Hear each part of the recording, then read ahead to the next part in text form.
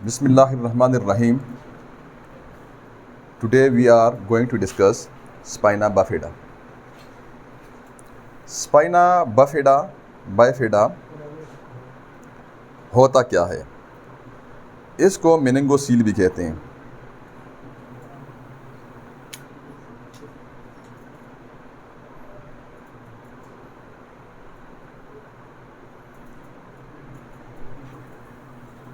Protrusion of the contents of the spinal canal as a cystic tumor. यहाँ मैं आपको first year anatomy में थोड़ा सा लेके जाना चाहता हूँ ताकि आपको ये आज का लेक्चर जो है ना ये प्रॉपर आ जाए समझ। देखिए आप सबको पता है कि स्कल कैविटी होता है, right?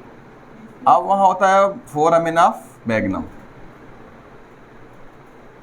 Foramen of magnum Midway में जो वर्टेब्रल कॉलम का पहला मोहरा फिट हुआ होता है उसको कहते हैं एटलस। सर एटलस के ऊपर घूमता है विच इज बेसिकली C1, जो गर्दन का पहला मोहरा है, राइट? गर्दन के कुल मोहरे कितने हैं? 7। 3-4 में बना के दे देता हूं आपको, सिर्फ हमने स्पाइनल बफिडा को क्लियर करना है, राइट? अब उसके बाद ना डोर्सल वर्टेब्रास आते हैं जिनको थोरेसिक वर्टेब्रा भी कहते हैं, जो कि 12 होते हैं, वो भी 2-3 बना लेते हैं, ठीक? जस्ट हमने कंसेप्ट क्लियर करना है जिसको थोरेसिक केज ने जो रिब्स होती हैं वो उनको सपोर्ट करता है। अब शाज़ नादरी यहाँ कोई पैथोलॉजी आती है अनटिल अनलेस जब कोई बड़ी पैथोलॉजी ना हो, कोई कैजुअल्टी ना हो, तो कोई ट्रॉमा ना हो। अब यहाँ 12 मोहरों के बाद कमर के मोहरे शुरू होते हैं जिनको कहते हैं lumbar vertebrae. L1, L2, L3, L4, L5। अब इसके बाद जो वर्टेब्रल कॉलम होता है, यहाँ होते हैं पेल्विक बोन, सैक्रम बोन। कौन सा बोन? सैक्रल बोन, जिसके ऊपर लगे होते हैं ग्लूटियन मसल्स, राइट? थोड़ा मैं आपको फर्स्ट ईयर में लेके चला गया हूँ। फर्स्ट ईयर जो हमने पढ़ा उसको थोड़ा रिकॉल करते हैं कॉन्सेप्ट क्लियर करने के लिए। यहाँ मोहरा होता है जो आप उस मोहरे को कहते हैं सैक्रल वर्टेब्रा। अब जब लास्ट मोहरा होता है दुमची की हड्डी की तरह, उसको कॉक्सियल वर्टेब्रा कहते हैं, राइट? क्लियर? यहाँ तक तो कोई कंफ्यूजन नहीं है ना? आप यहाँ देखिए, यहाँ से एक सेंट्रल केबल आता है,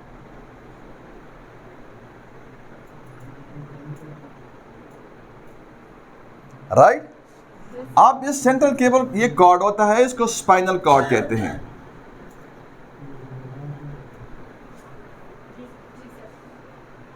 इसको स्पाइनल कॉर्ड कहते हैं। एज वी डिस्कस्ड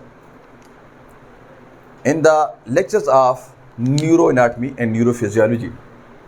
अब यहाँ ब्रेन होता है ऊपर, जो सेंट्रल नर्वस सिस्टम होता है वो 2 हिस्सों में तकसीम है, ब्रेन और स्पाइनल कॉर्ड। आप ब्रेन को हम स्टडी करने के लिए ने 3 हिस्सों में तकसीम किया था, fore brain, mid brain and hind brain. Hind brain further तकसीम है pons varolii, medulla oblongata and cerebellum. अब हम सेरेब्रम को देखते हैं। सेरेब्रम, फोर ब्रेन सेरेब्रम और लिम्बिक सिस्टम पे कॉन्सिस्ट करता है। लिम्बिक सिस्टम में थैलेमस, हाइपोथैलेमस ये होते हैं, राइट? अब सेरेब्रम जो होता है which is largest part of the brain, cerebrum जो होता है वो तकसीम होता है बाउंड्री लाइन से। अब वो बाउंड्री लाइंस जो होते हैं वो सल्कस कहलाते हैं, लेटरल, सेंट्रल और पेराइटोक्सिपिटल सल्कसेस, जो लोब में तकसीम करता है सेरेब्रम को। Parietal lobe, frontal lobe, parietal lobe, occipital lobe and temporal lobe. अब आर लोब एरियाज में तकसीम है और ये एरिया का अपना काम है। क्लियर? राइट। अब हम ब्रेन की एनाटॉमी देखते हैं तो वहाँ हम देखते हैं एक सपोर्टिंग टिश्यू जिसको हमने पढ़ा मेनिंजेस को। सपोर्टिंग टिश्यू जो होता है उसके 3 कोर्ट्स होती हैं। अब वो 3 कोर्ट्स जो होती हैं वो कौन कौन सी होती हैं? ड्यूरामेटर, दूसरा कौन सा intermediate?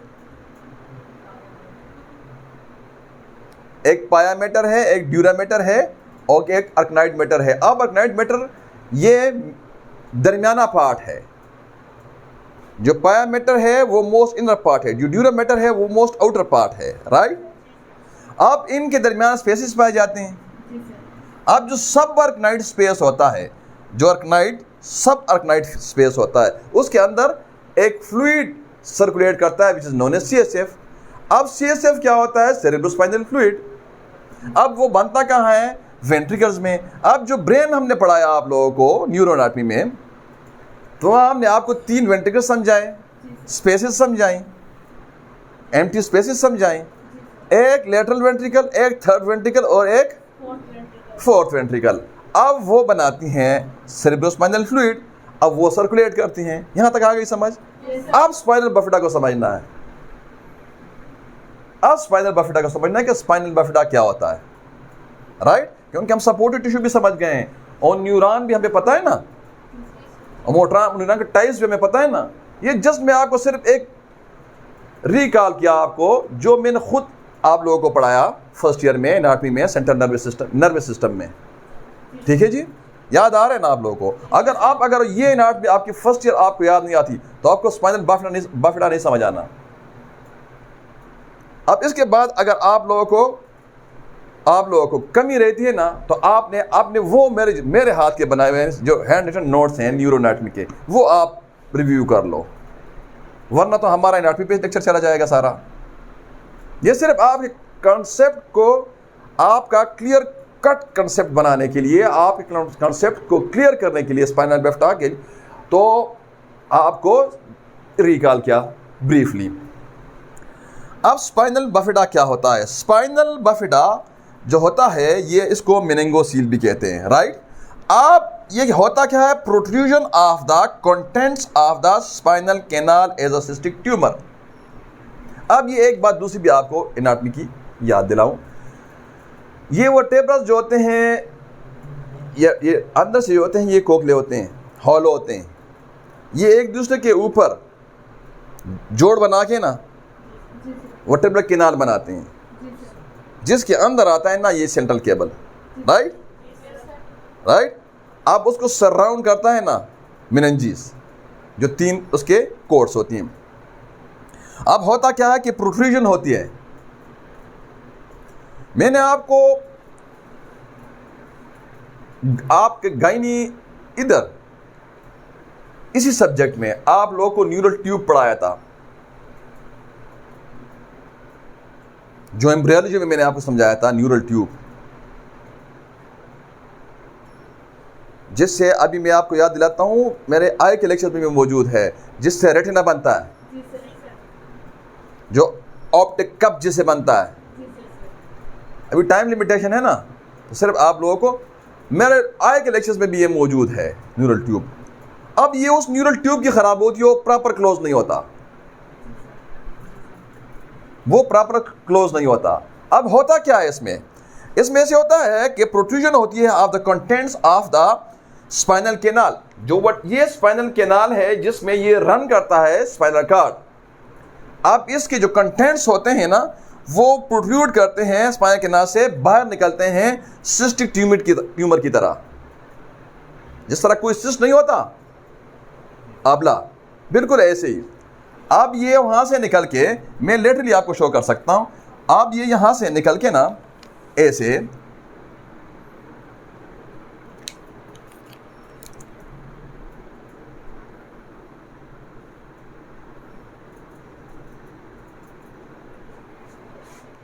this is what we call spina bifida। अब इसके पीछे काज क्या होता है? अंडरलाइंग काज जो होता है ना, जो न्यूरल ट्यूब होता है,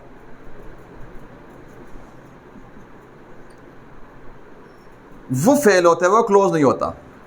न्यूरल ट्यूब जो होता है वो नहीं क्लोज होता बच्चे में, न्यू बॉर्न बेबी में, क्योंकि हम न्यू बॉर्न के डिफेक्ट्स पढ़ रहे हैं कॉन्जेनिटल, जो आपके सिलेबस का हिस्सा है 3rd ईयर गायनेकोलॉजी का। स्पाइनल बफिडा समझ गए कि स्पाइनल बफिडा क्या होता है? इसका जो काज है ये अनसर्टेन है, इसका काज डॉक्टर्स को नहीं पता, इसकी क्या वजूहात है।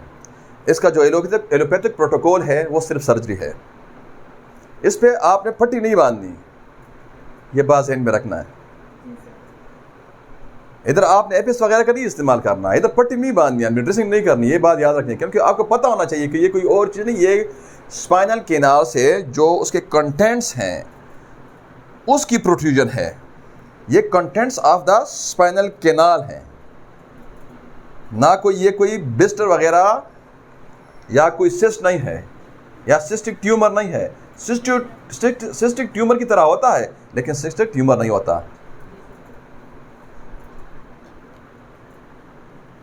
यहां आपकी किताब में जो लिखा हुआ है कहता है स्पाइनल बफिडा वर्टेब्रल आर्च के आपस में ना जुड़ने से दिमागी झिल्लियां बाहर आ जाती हैं।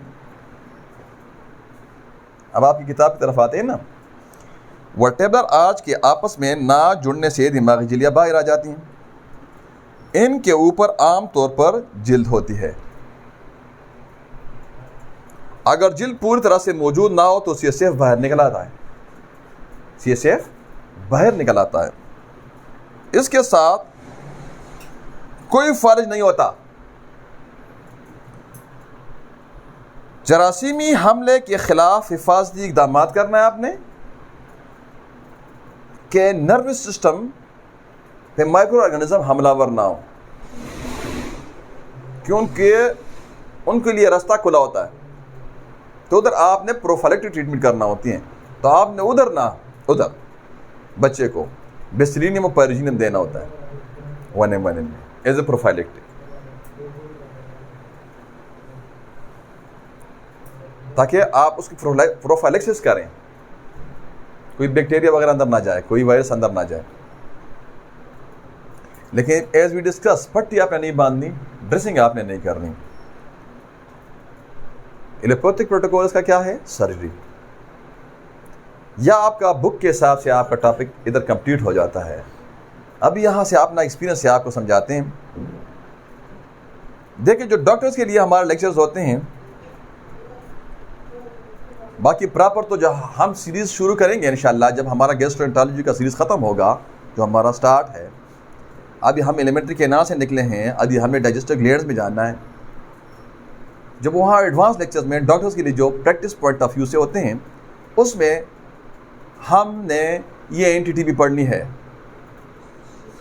न्यूरोपैथोलॉजी भी हमने पढ़ानी है, इसका भी हमने ट्रीटमेंट समझाना है। तो वहाँ पर आपको डिटेल मिलेगा। लेकिन अभी आपका 3rd ईयर BHMS के लेवल के मुताबिक आपको इधर हमने अब समझाना है।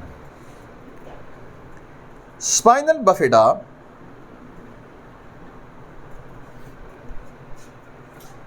क्या मैं आपको अपना क्लिनिकल पहले एक ऑर्डर समझाना चाहता हूं, और उसके बाद ना जो होम्योपैथिक प्रोटोकॉल है उस हिसाब से आगे जाते हैं। जो हमारे क्लिनिक में होता है, हमारे क्लिनिक में उधर हम दोनों सोर्स का इस्तेमाल करते हैं। दोनों सोर्स का जो हमने आपसे बात की ना, हमने प्लान किया हुआ है कि जरासीम सेकेंडरी इन्फेक्शन होने के चांस होते हैं, चूँकि स्पाइनल कैनाल जो होता है उसका जो वर्टेब्रास होते हैं वो आपस में प्रॉपर जोड़ नहीं बना सकते, और न्यूरल ट्यूब जो होता है वो क्लोज नहीं होता, तो वो खुला होता है, और उसके जो कंटेंट्स होते हैं, कंटेंट्स उससे निकले होते हैं, यानी दिमाग जो स्पाइनल कॉर्ड के जो पर्दे होते हैं, मेनिंजेस के, ये बाहर निकले होते हैं। अब ये मोर प्रोन एरिया है टू डेवलप इन्फेक्शन। अब ये इधर हमारा ट्रीटमेंट प्लान ये होता है ना कि हम बच्चे को सुराइनम देते हैं 1M 3 खुराकें।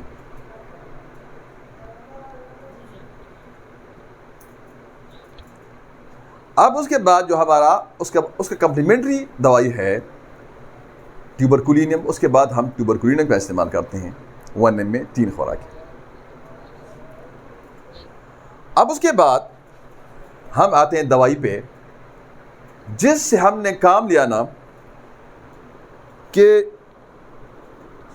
जो ये दो हेमिस्फीयर्स होते हैं ब्रेन के, एक राइट हेमिस्फीयर होता है, एक लेफ्ट हेमिस्फीयर होता है। अब इन दोनों को आपस में कनेक्ट करने वाला बंडल ऑफ जो फाइबर्स होते हैं, इट्स नोन एज कार्पस कोलिज्म। अब बाज़ बच्चों में वो नहीं बनता, पैदाइशी तौर पर वो नहीं बना होता। आप यकीन करें, एक्सीडेंटली हमारा तजुर्बा अल्लाह ने हमें दिया, एक्सीडेंटली हमारे पास अभी केस मौजूद है कि कल की रफास हम 30 में इस्तेमाल करते हैं, अब उनका कार्पस कोलिज्म बन रहा है। अब this is what we call miracle. Pathology के हिसाब से हम देखते हैं तो पैथोलॉजी के हिसाब से जो नर्वस सिस्टम के सेल्स हैं ये परमानेंट सेल्स होते हैं, ये परमानेंट सेल्स होते हैं। 3 डिवीजन के लिहाज से 3 किस्म के सेल्स हमने 3rd ईयर में पढ़े पैथोलॉजी में, एक लेबाइल सेल्स, एक परमानेंट सेल्स और एक stable cells. Stable cells as per need, जब ज़रूरत होती है, जैसा लीवर के सेल्स होते हैं तो वो डिवीजन शुरू करते हैं। जो लेबाइल होते हैं लाइक स्किन सेल्स, वो कंटिन्यूली डिवाइडिंग सेल्स होते हैं, और जो परमानेंट सेल्स होते हैं ना, वो एक दफ़ा डैमेज हो ना तो वो डिवीजन नहीं करते, वो जो होते हैं वो फिक्स होते हैं। अब यहाँ ना जो हम इस्तेमाल करते हैं कलकीरे फास्ट को क्लिनिकली, और जो अल्लाह ताला ने एक्सीडेंटली हमें एक्सपीरियंस दिया, आप ट्राई कर लो, यकीन करो आप हैरान हो जाते हैं क्या अब उधर तो वो परमानेंट सेल्स लगे हैं पैथोलॉजी के हिसाब से। अब मेरे ख्याल में ना क्लिनिकली तो हम इससे फ़ायदे ले रहे हैं, लेकिन अभी नहीं पता हमें, नोबडी नोज कि अब इसके अंदर क्या कहानी है, ये मैकेनिज्म इसका क्या है, लेकिन ये करता है काम।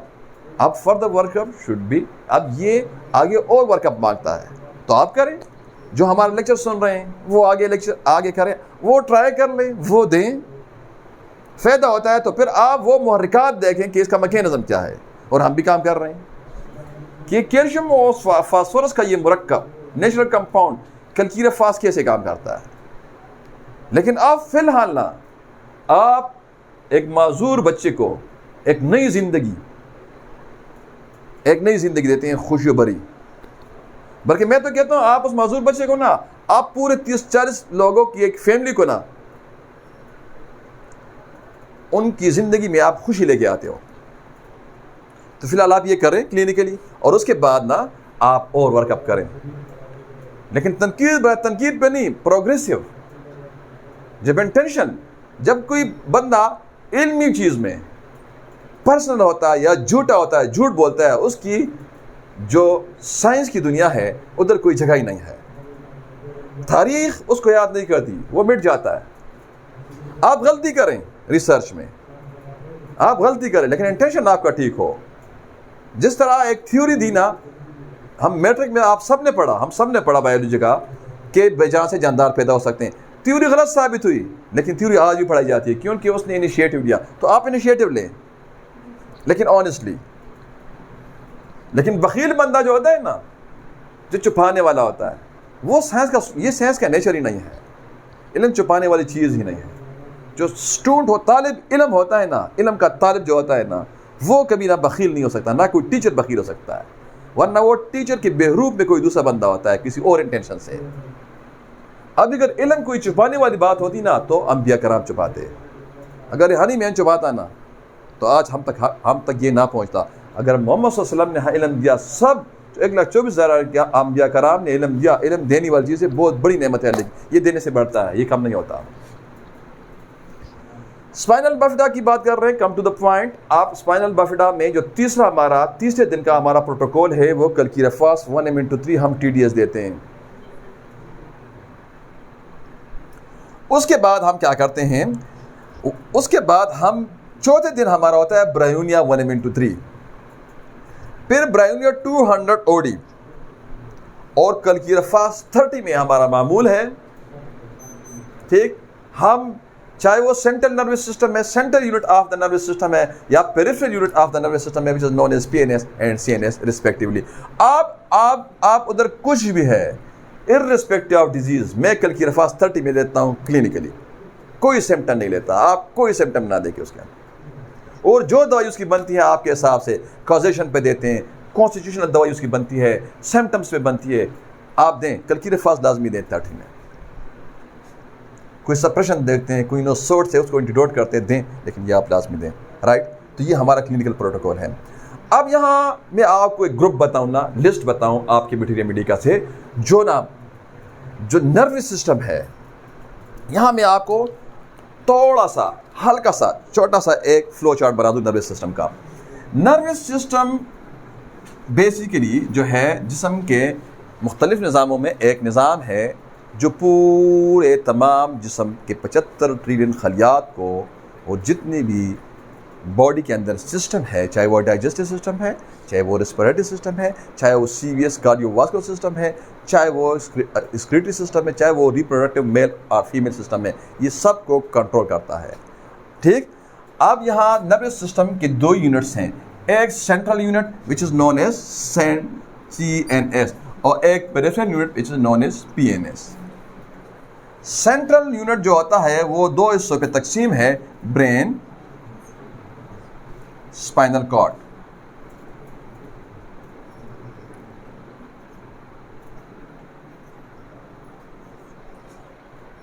राइट। अब ब्रेन ना 3 हिस्सों पे तकसीम है, ठीक है जी। फोर ब्रेन, FB लिख दूं, टाइम बचत होगी। फोर ब्रेन, MB लिख दूं, मिड ब्रेन, और उसके बाद में लिख दूं HB, hind brain. Hind brain further तकसीम है, पोन्स वेरोलाए, PV लिख दूं, मेडोला ऑब्लांगेटा, MO लिख दूं, और सेरिबेलम, CB लिख दूं, ठीक है जी। ये इस पे तकसीम है, बाकी आगे आप नहीं। आप पेरिफेरल यूनिट जो पेरिफेरल नर्वस सिस्टम जो है, जो peripheral unit of the nervous system है, वो तकसीम है मोटर और सेंसरी। आप जो मोटर है, मोटर नर्वस सिस्टम और सेंसरी में है एक जनरल सेंसेस और एक स्पेशल सेंसेस, राइट। सेंसरी का काम क्या है, यानी कलेक्ट करना, ठीक है जी।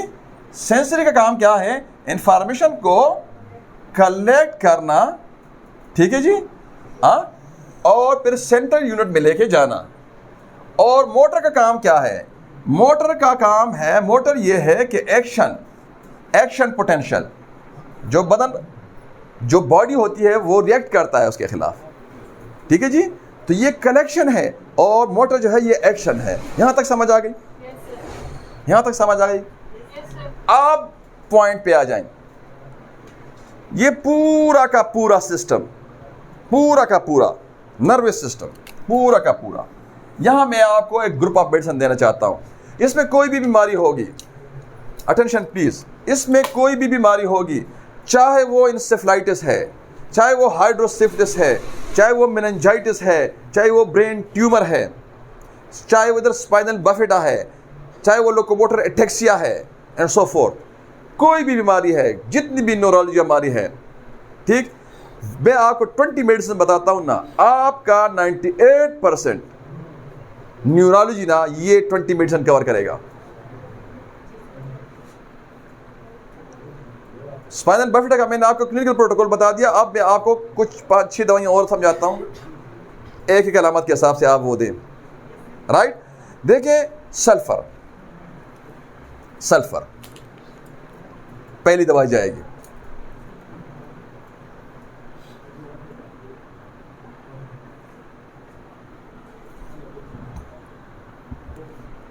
साथ साथ मैं आपको थोड़ा थोड़ा समझाता भी हूं, ग्रुप भी बताता हूं।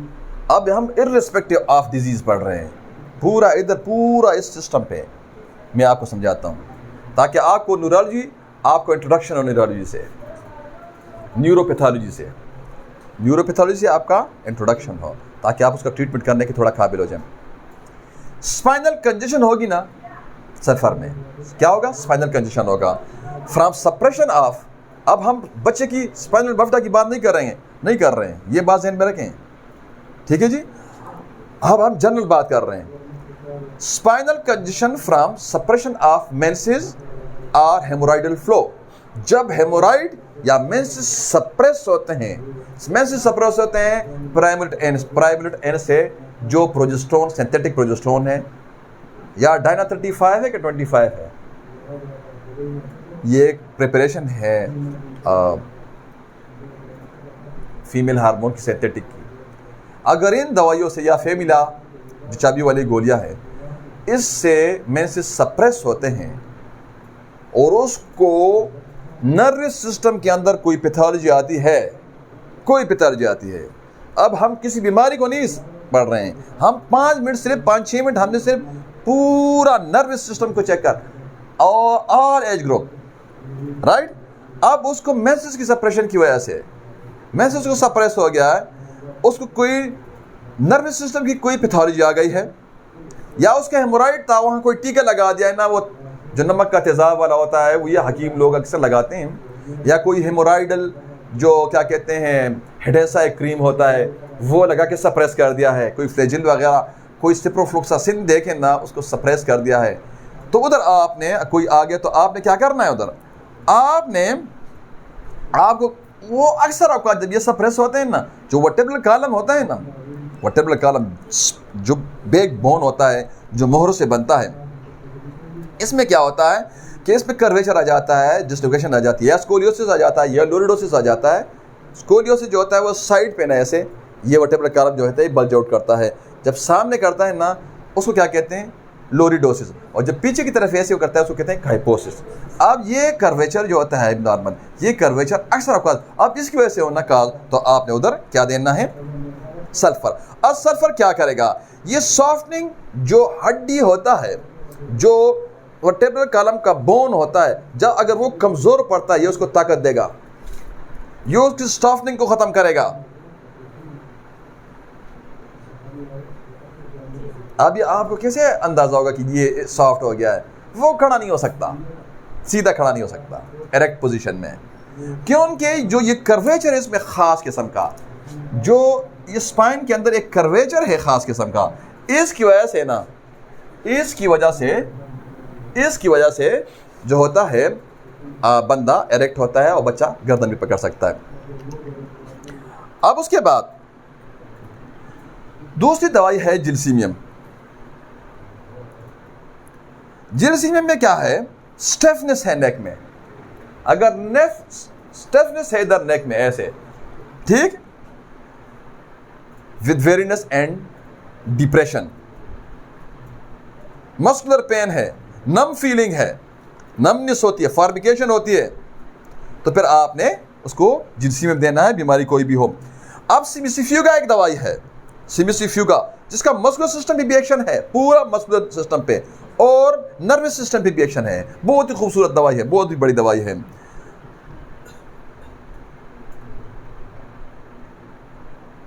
अब अगर स्पाइन का कोई प्रॉब्लम है और साथ मेंस्ट्रुअल प्रॉब्लम में यूट्राइन प्रॉब्लम्स भी हैं, तो सिमिसिफ्यूगा। अगेन, अगर नर्वस सिस्टम के साथ यूट्राइन कंप्लेंट्स हैं तो सिमिसिफ्यूगा। रूटा एक दवाई है जो बहुत बड़ी दवाई है, इससे हम जो कर्वेचर होता है ना, ये हड्डी के मोरों को हम सीधा करते हैं। ये लिगामेंट्स की दवाई है, ये हड्डी की दवाई है, ये पेरियोस्टम की दवाई है, तो इससे हम कर्वेचर को सीधा करते हैं रूटा से, राइट।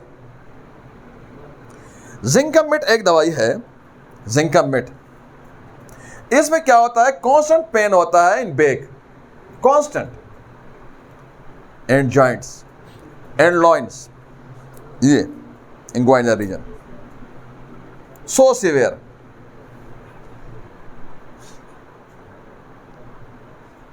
इसका जो करेक्टर ऑफ पेन है वो टीयरिंग होता है, बर्निंग होता है शोल्डर्स में, शोल्डर ब्लेड्स में,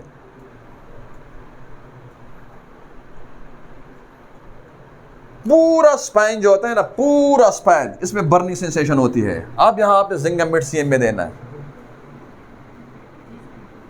राइट। हाई पेन का एक दवाई है, आप इसको ट्रामा होता है, कोई इंजरी होती है, कोई बुलेट लगता है, कोई रोड ट्रैफिक एक्सीडेंट होता है, कोई रोड फाइट होता है, कोई बट लगता है, कोई फॉल होता है, वहां आपने हाइपेरिकम देना है।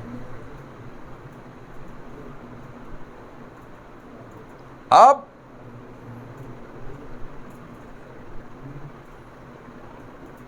देखा स्पाइन जो है ना, ऐसे सी शेप का हो गया, सी का, बिल्कुल ना वो ऐसे हो गया सीधा। तू जा 30 में रोज़ाना एक खुराक, तू जा 30 में।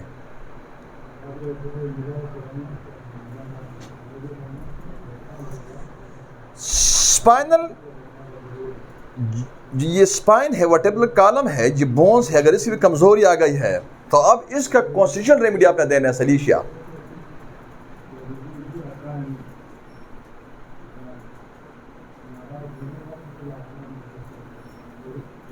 बर्निंग हीट है स्पाइन में, स्टिचेस होती है, कांस्टेंट बैक एक है, लेकिन बियर एंड डाउन सेंसेशन भी है, तो फिर भी लड़ोना।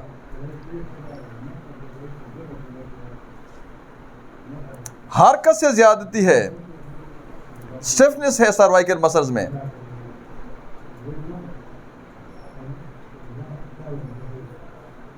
फिर ब्रायोनिया, रोमेटिक स्टिफनेस है, स्वेलिंग है नेक में, सूज गया है, पेन है स्पाइन में, एग्रीवेशन हरकत से है, ब्रूइज सेंसेशन है स्केपुला में।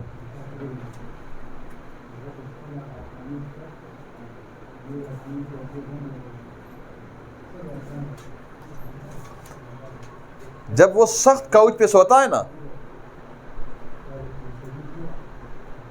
तो उसके सेक्रम में पेन होता है, रात को एग्रीवेशन होती है, रात बहता है, मर्साल। अब एक बात दूसरी भी याद आ गई हाइपेरिकम के हवाले से यहाँ।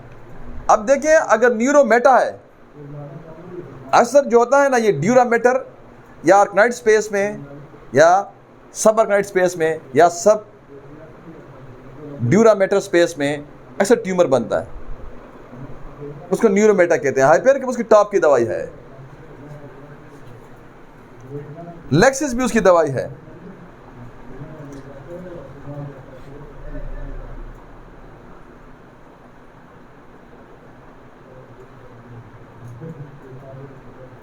डिस्चार्ज से अफाका है, जिसम पे नील पड़ते हैं, न्यूरोमेटा है, कोई भी ट्यूमर है सेंट्रल नर्वस सिस्टम में, जो स्पाइन होता है वो टेंडर होता है, उसको आप टच नहीं कर सकते, दर्द होता है। आप उसको बंद कमरों में, उसको घुटन होती है, शीशे की तरफ बैठता है, लूज कपड़े पहनता है, टाई नहीं पहन सकता, डीप गला पहनता है, ठीक, तो आपने उसको लेक्सिस देना है। हॉट फ्लशेस होती हैं तो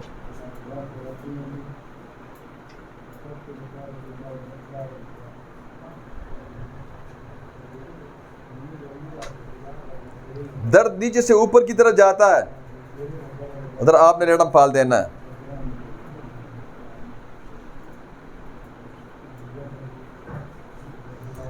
आप कोई मिसकैरेज या कोई अबॉर्शन की वजह से, कोई भी ब्लड लॉस की वजह से हिस्ट्री में उसका मौजूद है और कमर में दर्द है, अब अगर एक्यूट है तो चैना और अगर क्रॉनिक है तो कालिकार।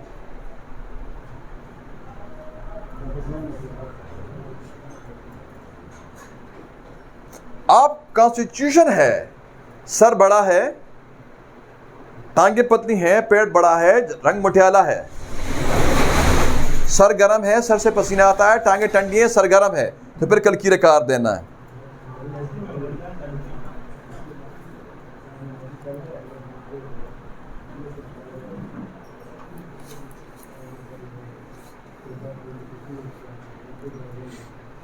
अब एक तरीका और भी है,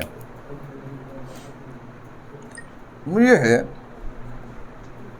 इसके बाद हम अपने लेक्चर को वाइंड अप करते हैं, आपका टॉपिक हो जाता है कंप्लीट।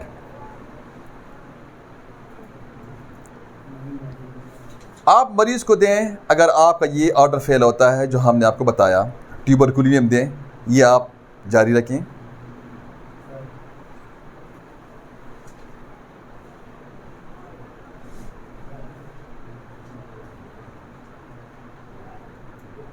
लेकिन यहाँ आप इसकी पोटेंसी नीचे ले आए, 1 m से 200 कर दें। बाज़ औक़ात जो होता है सिमिलम नहीं होता, एक होता है सिमिलर और एक होता है सिमिलम। सिमिलम क्या होता है कि इसकी पोटेंसी क्या है, और सिमिलर क्या होता है कि इसकी दवाई कौन सी है। तो आप पोटेंसी को नहीं, आप फेल होते हैं ना, जो हमने आपको ऑर्डर बताया सोरानियम ट्यूबरकुलिनियम कल्कीरिया फास और ब्रायोनिया वाला, आप 200 में लेके आ जाएं उसको।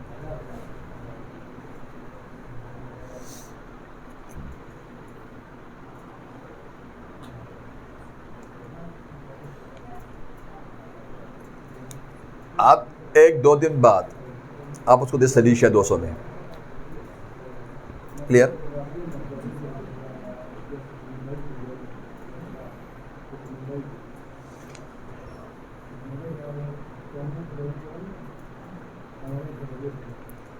अब उसके बाद ना आप आर्सेनिकम आयोडाइड शुरू कर दें 30 में TDS। हर 15 दिन के बाद ये तरीका दोहराना है। 1 डोज ट्यूबरकुलिन 200, 2 दिन बाद सलीशिया 200 एक खुराक, फिर आर्सेनिकम आयोडाइड 30 में। 1 महीने या 2 महीने आपने देखना है कम से कम, वरना तो प्रोटोकॉल 3 महीनों का है, आपका मरीज नहीं कवर होता। आप इसको जारी रखें, सिर्फ आर्सेनिकम आयोडाइड को चेंज कर दें, उसकी जगह कल्कीरिया आप 30 को लेके आ जाएं। राइट? तो ये आपका दूसरा प्रोटोकॉल स्पाइनल बाफिडा का, ये आपका दूसरा प्रोटोकॉल। हमने आपको 20 दवाइयों को ग्रुप दिया और 2 हमने आपको ऑर्डर्स बताई, 2 प्रोटोकॉल्स बताई। जो 20 दवाइयों का हमने आपको ग्रुप दिया, ये पूरा का पूरा नर्वस सिस्टम का प्रोटोकॉल है, इसका लिस्ट है। इंशाल्लाह 98-95% नहीं तो 95% तो आपका ये कवर करेगा। आप जितनी बीमारियां हैं, चाहे नर्वस सिस्टम की जितनी भी बीमारियां हैं, उसको कवर करेगा। चाहे वो लोकोमोटर एटेक्सिया है, चाहे वो इंसेफ्लाइटिस है, चाहे वो हाइड्रोसिफिलिस है, चाहे वो मेनिंजाइटिस है, चाहे वो न्यूरोमेटा है, चाहे वो स्पाइनल बाफिडा है, चाहे वो कुछ भी है, चाहे वो मल्टीपल स्क्लेरोसिस है, MS, जितने भी नाम आएंगे ना, कोई भी नाम आएगा तो इस लिस्ट में इंशाल्लाह आपको 95% आपका मसला हल होगा। दूसरा, हमने आपको 2 ऑर्डर्स दिए जो आपके स्पाइनल बाफिडा में इंशाल्लाह काम करेंगे। ठीक? जो लिस्ट हमने आपको दिया, जो ग्रुप हमने आपको दिया, वो आपको करता हूँ रिपीट, और उसके बाद अपने लेक्चर को वाइंड अप करते हैं। और अगर आपका कोई क्वेश्चन है तो आपको टाइम भी देते हैं। सल्फर, जिल्सीमियम, सिमिसिफ्यूगा, रूटा, जैंकमेट, हाइपेरिकम, सलीशिया, नेट्रम विवर, belladonna, bry, merc sol, lachesis, ledum pal, kali carb, calcarea phos, calcarea carb, arsenicum iodide और अर्निका, ट्यूबरकुलिनियम एंड सोरानियम। ये 21 हो गई कुल। ये 21 मेडिसिन आपका इंशाल्लाह मसला हल करेंगे। ठीक है जी? Any question up to this? No question. Thank you very much. Class dismiss.